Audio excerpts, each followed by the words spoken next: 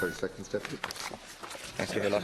I'd like to ask the Minister his views on a series of articles by Mark Tighe in the Sunday Times about the former Fine Gael TD Brian Walsh repeatedly lobbying on behalf of his business partners over a period of close to 3 years, two in particular, Liam Mulryan and Michael Finn, lobbying NAMA, not making any disclosure of his business relationships with those two people to NAMA, and does the Minister agree that it's entirely inappropriate at the very least, and possibly a breach of the NAMA Act? Deputy, thank you. Minister for reply. Thank you very much, Deputy. The newspaper articles that the Deputy Murphy refers to includes references to a specific property. I am informed that NAMA was not the owner or the seller of this property. The sale was managed by a receiver and, in accordance with NAMA's policy, was fully openly marketed and sold to the highest bidder. The article also includes references to correspondence between NAMA and a former TD about this property. Public representatives regularly engage with NAMA on both policy and constituency-related matters. NAMA welcomes this engagement. Such communication is in accordance with Section 221 of the NAMA Act, which contains explicit provision for individuals to communicate with NAMA when acting in their personal capacity or in the course of their professional employment. The key test for NAMA in the context of Section 221 of the Act is whether or not a representation is designed to confer a material advantage on one party at the expense of taxpayers in general. Based on its engagement with all public representatives to date, including the engagement referenced in this case, NAMA does not believe that there has been any instance which could be considered a breach of Section 221(1) of the NAMA Act.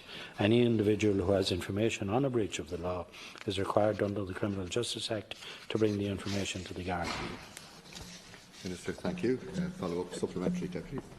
I'd reference the letter from Brian Walsh on headed TD note paper to NAMA, raising a particular question about the sale of land, which subsequently was then went on open market and was sold to Liam Mulryan. In the letter, he raises that he's saying this and urging NAMA to, quote, take measures to rectify the situation in a manner that benefits the taxpayer.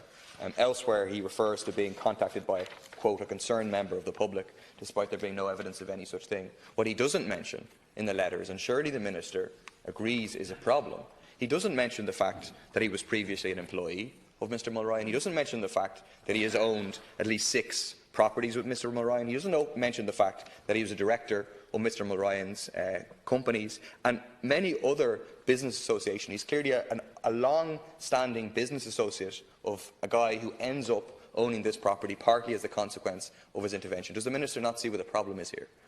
Okay, Deputy, just want to remind you to be careful about naming private people, even if it is in the media or outside of the Alt. Minister for reply.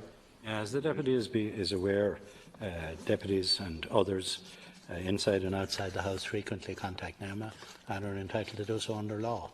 As a matter of fact, NAMA circulated a dedicated helpline and a dedicated email address for deputies where they can get information from NAMA, and it's the practice among a lot of deputies to get such information on behalf of their community or indeed on behalf of constituents.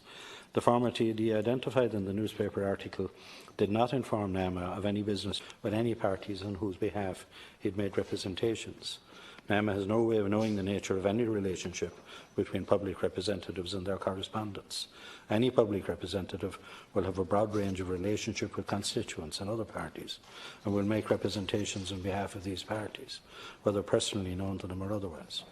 I am informed that NAMA receives hundreds of written and direct representations from national politicians from across the political spectrum each year on a wide range of NAMA-related topics, including policy and strategy-related questions and queries on constituency-related matters, including sales processes run by NAMA debtors and receivers.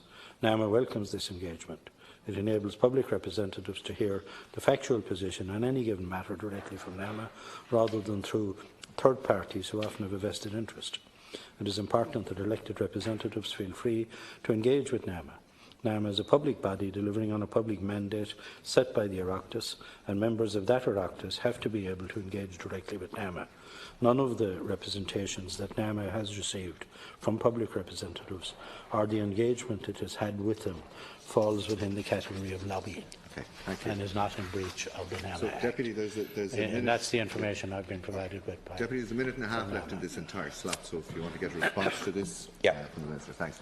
Okay, well, I mean, I have here land records that show that Brian Walsh and the other person in question co-own 6 properties.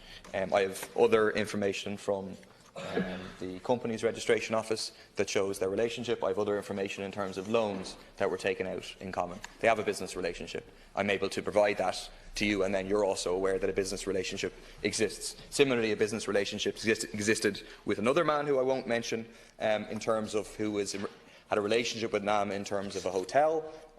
Former TD Brian Walsh made representations on the basis of saying it was likely to result in a loss of revenue for NAMA and the incurrence of unnecessary legal fees, and saying it was a matter of public interest. Again, not disclosing the fact that he also has ongoing business relationships with this man. Given that you now know these things, do you not see that it's a problem? And given that NAMA knows it, because it's been in the public domain, do they not have a legal responsibility now to go to the guards with it? Thanks, Deputy. Minister, you've one. Yes, several deputies in this House make representations to NAMA, make inquiries with NAMA, look for information from NAMA. And NAMA does not require them to state what relationship they have with the person seeking the information, or whether they're seeking it for personally on behalf of others.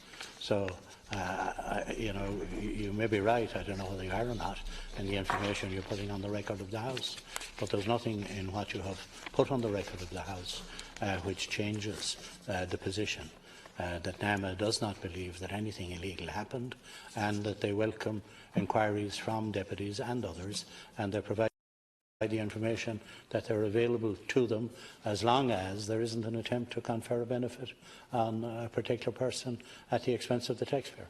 Thank you, Minister.